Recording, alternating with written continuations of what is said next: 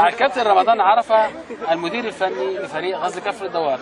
مبروك يا فندم. الله يبارك فيك. الحمد لله الحمد لله. ببارك لجماهير كفر الدوار اللي وقفت جنب الفرقه النهارده، وانا ببقى فرحان عشان الناس اللي بتيجي تقف جنب الفرقه دي. سر الدموع الغامرة من الكابتن والله احنا ادينا المباريات اللي فاتت، يعني سماد ابو قير كسبنا هنا بجون، واحنا كنا افضل ومضيعين 3 4 تجوان وما كناش موفقين.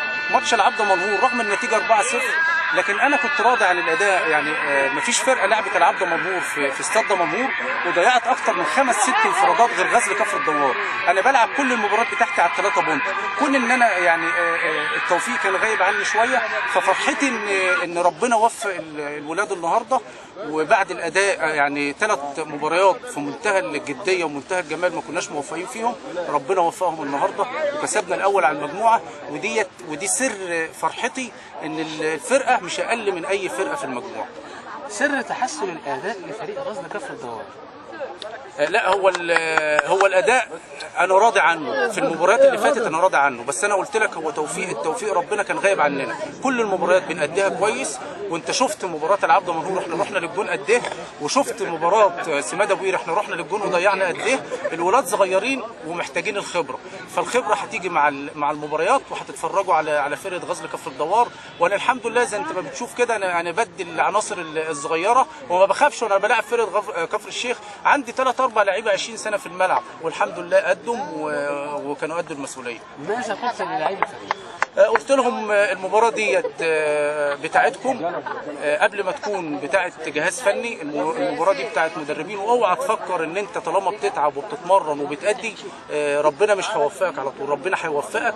وانا كنت زارع فيهم حته ان انا ما فيش فرقه اخاف منها، ومهما كانت الفرقه اللي بلعبها ما بخافش منها. بحترمها وكل حاجه، فرقه محترمه وجهاز فني محترم، لكن انا حاطط جواهم طموح المكسب مع اي فرقه بنلعبها. حب لاعبي الفريق لحضرتك؟ والله الحمد لله انا بتعامل معاهم كاخوات. حتى انا يمكن بعد ماتش العبور لظروف كده بره كنت همشي واسيب الفرقه، والله رجعت عشان الولاد دول اما جولي وقالوا لي مش هينفع، احنا مش هينفع بعد اللي انت عملته معانا وكده. فطبعا دول اخواتي كلهم قبل ما يكونوا لعيبه، وانا مربي معظمهم، انا مربيه يعني. سر النقطه ال14؟ والله الحمد لله النقطه ال14 ديت بتطلعنا 3 4 مراكز، وانت عارف ال3 بونت بيرفعونا 3 4 مراكز، فالحمد لله يعني. ومكان كفر الدوار على الاداء اللي بيأديه فرقه كفر الدوار والله مكانها في الجدول في مكان غير اللي هي فيه، بس هي فعلا خبره، بس محتاجين الخبره بس.